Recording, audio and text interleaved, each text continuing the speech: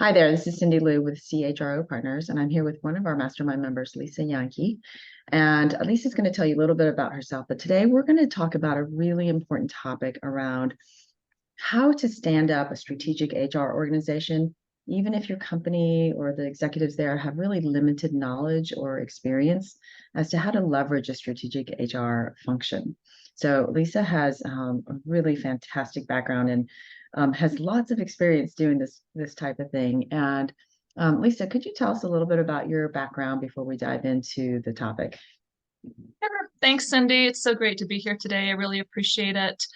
Lisa Yankie. I'm based in Charlotte, North Carolina. I've worked in human resources across a diverse range of industries, spanning from automotive to engineered services, financial services, and med device. Most recently, I served as a public CHRO of a large manufacturer. And the first 15 years of my career were at large name brand companies. So Ford Motor Company, Bank of America. And then I made that pivot, that transition to mid-cap global companies, some that required some heavier lifting. And I think that with this exposure, some of the muscle that I have built is around incorporating the talent strategy into the business strategy to lead the company to greater purpose. Yeah, Lisa, your story is very similar to so many organizations today that have, put a CPO, CHRO in place. And many of these CHROs, CPOs come from larger organizations like yourself, where HR essentially had that strategic seat at the table. I hate to use that term. It's unfortunately we're still using it, but and then they make this transition into a mid-sized organization, and for whatever reason, that there's not the resources, not just the resources, but then some of the executives may not have ever seen or been, exposed to the large organizations where HR had true centers of excellence that can drive business and organizational growth. So I'd love to hear your stories around how what did it look like when you first started at some of these organizations?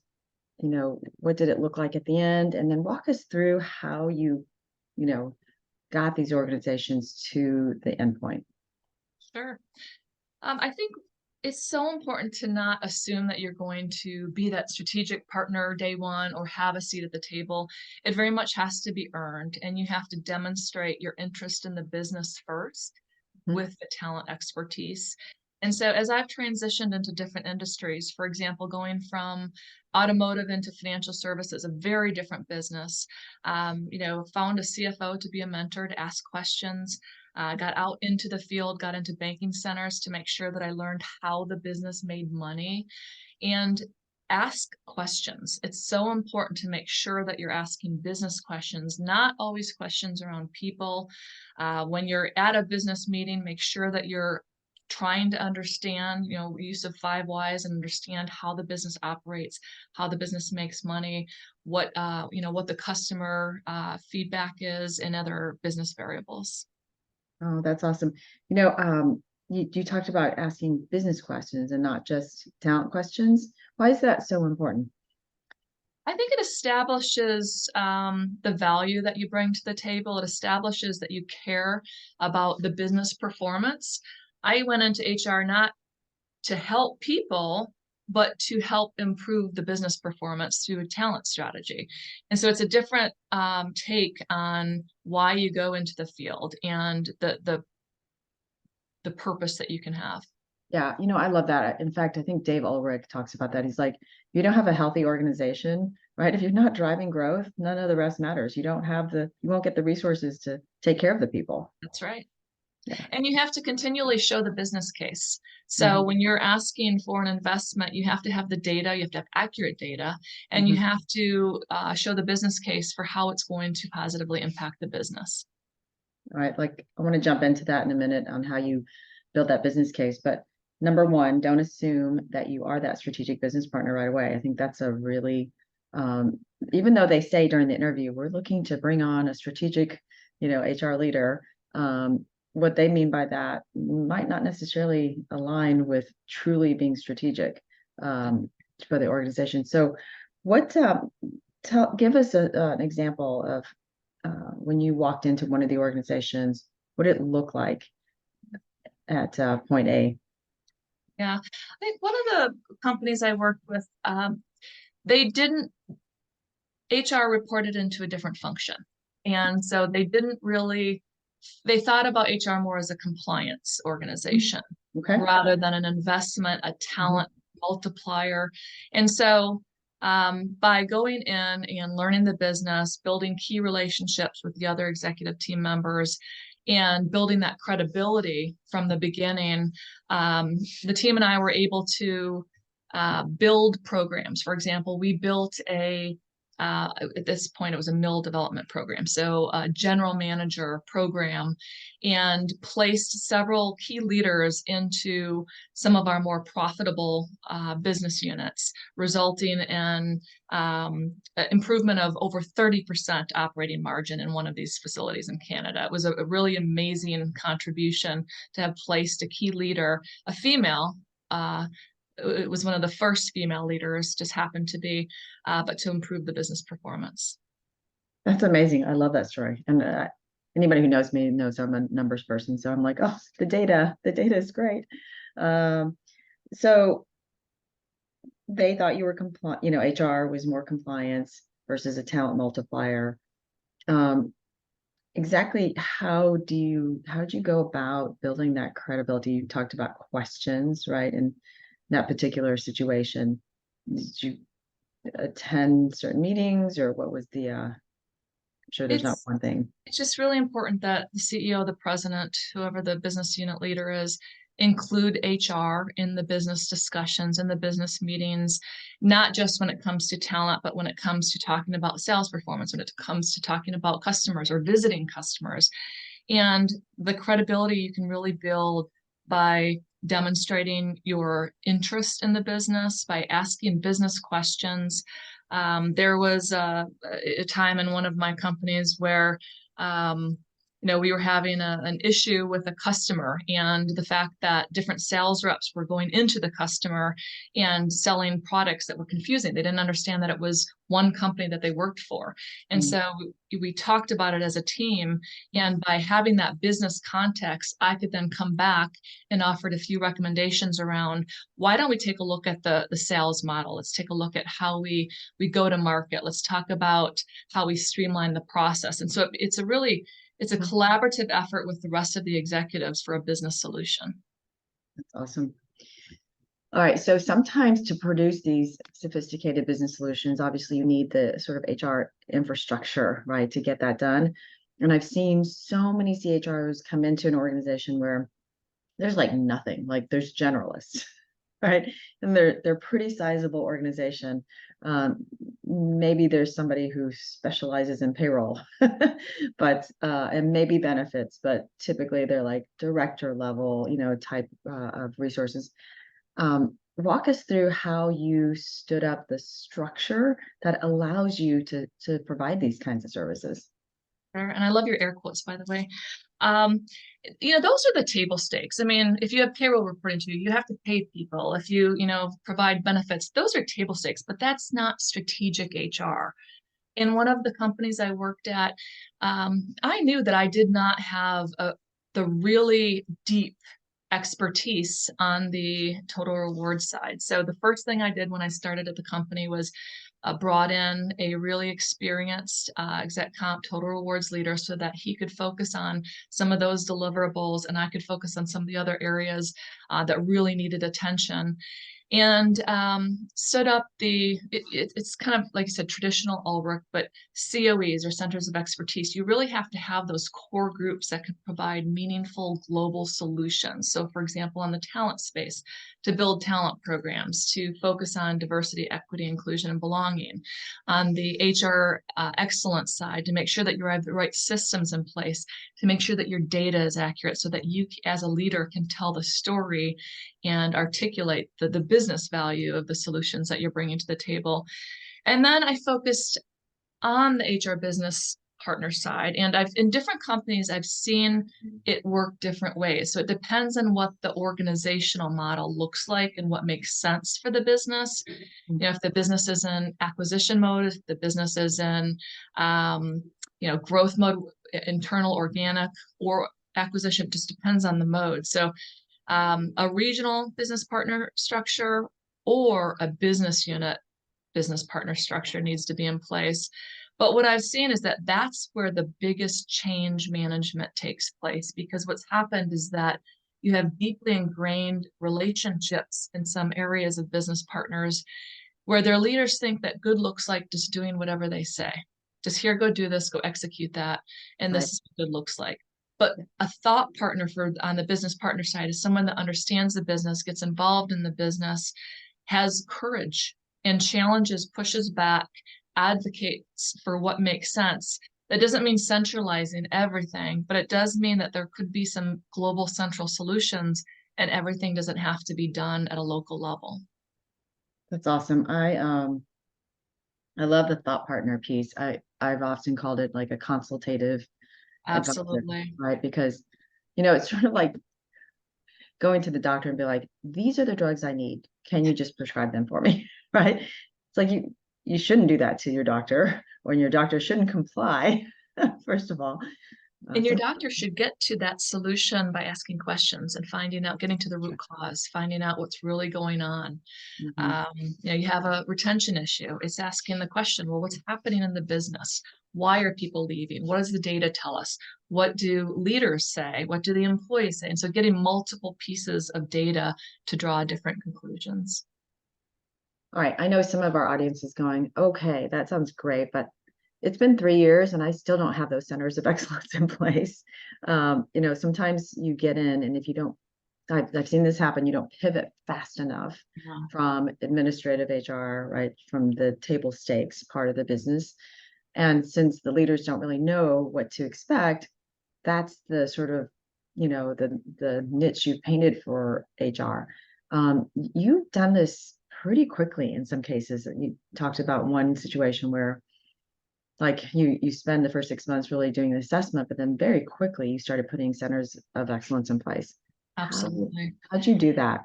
Well, I think you have to celebrate quick wins and go in.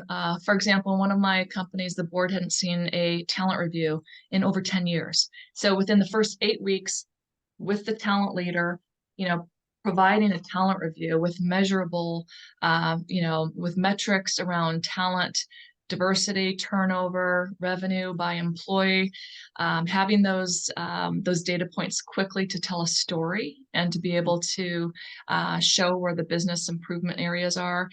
On the total reward side, coming up with creative solutions around, you might have 200 sales incentive plans at a company. And so showing that you can focus on the 10 core areas of the business, that you can centralize the sales plans, and then in other areas, maybe leave it locally. But if you can continue to show progress and continuous improvement, you earn the trust in the hearts and minds of the business leaders.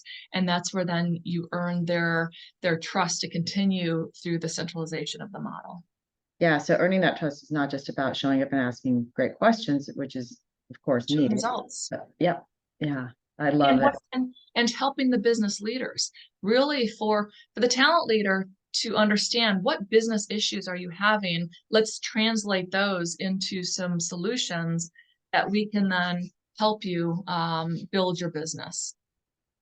That's exactly right. And I think nobody would ever say I can do the CIO's job, but so often business leaders think they can do the talent work. What have you, I don't know if you've experienced that in the past, but how have you overcome that type of I challenge? mean, a couple of things. One, I think that HR needs to be positioned. A CHRO should report to CEO. I'm not a fan of HR reporting to finance or reporting to general counsel. You could have great leaders in those functional areas, but it tells the organization that you're focused on compliance, on legal issues, or you're focused on numbers and only revenue, not what the human capital across the organization and galvanizing that human capital and impact it can have on the bottom line. Yeah, that's amazing.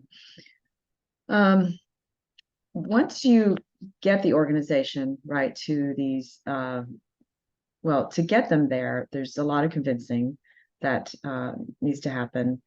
And then once you get them to this point, how do you manage the requests? I didn't ask you this question before, but like, then you get overwhelmed with, we need to do this and we need to do this. And how do Yes. you prioritize that? So, Yeah. Well, a couple things. One, on the influence side is making sure that you have a few business leaders that you trust, that you can bounce things off of, that perhaps could suggest an idea rather than coming from HR. So we've talked about this before, but for example, I had a turnover issue in sales at one company, and I asked the CFO, said, "Why don't you go ahead and bring this up in the business meeting? I'll back it up with the data. I'll add to the discussion." But it's important to leverage your relationships to make sure that it's not only coming from you, and that also initiatives could be sponsored by the executives or the business leaders. Your question, or what was your question again? just around once you get all these services in place and Oh, then the prioritization. requests, right? All the requests in Yeah, the yeah. packages, everybody's like, now we know what you can do. I think this happens to the CIO a lot, right? Where they're like, okay, we have more requests than we have resources or budget to take care of it. How do you get those projects prioritized, and do you sometimes leverage other people's budgets? Yeah. Oh, absolutely. And the CIO can be very influential to help with budgets. A couple things. One, you know the business strategy. Let's say you have 5 areas that you're focused on in the business, whether it's, expansion in the commercial space or, R&D, whatever those business priorities are. Make sure that you have your human capital strategy aligned with that. And so it's really summarized. You vetted it with the business leader. They all agree. And so in one of my companies, talent, culture, modernization. Very simple. Those were our priorities, and we align them with the business strategy. What you do then is when you get requests, you ask the question, let's talk about this. How does this align with the business strategy Right. that of course is then backed up with the talent strategy? So it's a process of vetting, is this really the most important thing that we need to do? Here are the 5 things that I have on my plate. Which would you prioritize? And so leveraging your business colleagues as well as your the CEO or whomever you report to make sure that you're prioritizing, keeping it simple. I think sometimes HR tries to overplease, and therefore they can't deliver anything because they're trying to do too much. So keeping it simple, having the courage to just push back to say, look, we don't have the capacity to do this right now. We're going to have to push this off into, second quarter. I did that with a recent company where I was asked to have a specific development program for marketing. And I said, we don't have the capacity right now. I know that it's important, but if we do these other things now and then push that to third quarter, would that be okay? So yeah, you have that conversation. CFO, CIO, very important from a budgeting perspective. When you go into your budget, this should not be the first time that your business leaders are hearing the pitch around what you think the budget should be for the following year. You should be having those pre-discussions. Hey, look, CIO, I know that we're building out this new platform for the sales organization. I've heard that we can bolt on, a retention template to that platform, and it won't cost us any more. Or with that investment, what else could we be doing to invest in the human capital platform that we have? So making sure that you're bolting on, leveraging other initiatives that are happening. Oh, that's awesome. Lisa, I'm so impressed with the speed at which you've done some of these things and how many times you have stood things up.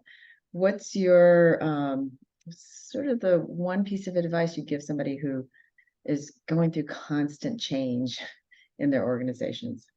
I own it, just embrace it, use it to your advantage. So, and be, 80-20. Don't try and solve everything. Try and have 80% of the information and then go with it. Make a decision. Don't dwell on things. Sometimes you're going to make mistakes. And if you learn from those mistakes, that's okay. Build the relationships and do that quickly when you start a role or when you go into a different role. Building those relationships up front and quickly is going to be to your advantage. That's awesome. And having courage. Have the courage to ask the question that is on other leaders' minds, but they're not asking it. I think sometimes HR plays such a natural facilitation role. Jack, I know that you don't believe in this this route, and we've talked about this before, we've talked about pros and cons, we've talked about the value, talk a little bit more about that. So you see if somebody's not adding value, be that natural facilitator. There's so much value you can add by doing that. Okay, I'm going to totally off on a tangent here, but the facilitation skill, I think, is what so many boards look to CHROs for, right? Not just the total rewards experience Absolutely. and executive compensation, but I think that I've heard multiple times that that facilitation skill set is really critical to Mhm. being on a board. And of course, we'd like to see more CHROs on boards. So want to highlight that skill right to the world. I think there's a value before a board meeting to be Mhm. the one to make sure that, okay, what are the 5 areas that the board is really going to probe us on, and have that discussion, have a united front going into those meetings with the executive team. Look, I don't agree with that completely, but I am going to walk in and nod my head and know that we've discussed this and that we're going to work through the areas that I don't agree with. So it's just so important that you have that upfront alignment and that trust of the rest of the leadership team before you're walking into a board meeting. Great. So many great nuggets. I love the corporate courage piece of it. I love the leveraging other C-suite executives to have them sort of bring the ideas up and having you back it up. I really think that probably having a variety of industries in your background has really helped you see how things can be done differently in different spaces. Um, what is one lesson that you've had in standing up an HR function? Something that you'll take forward to your next role? I think you talked about it, but working with speed so that you can stabilize that group so Mhm. that then you can focus on the business leaders. Because I think as you go further in your career, you have to define what your first team is and what your second team is. And quite honestly, as you get to the C-suite level, your first team is the executive team. It's not your function. You should be spending more time with the executive team and knowing that your HR team can function, operate, be proactive with your support and coaching and leadership, of course, but you can't just focus on your function. Yeah, that's awesome. Lisa, thank you so much for sharing your knowledge and experiences. We're going to put Lisa's LinkedIn profile on the show notes. So feel free to connect with Lisa. If you're an upcoming CHRO, first time CHRO, I'm sure she'd have some great advice for you. Thanks, Lisa. Thanks so much, Cindy. I really appreciate it.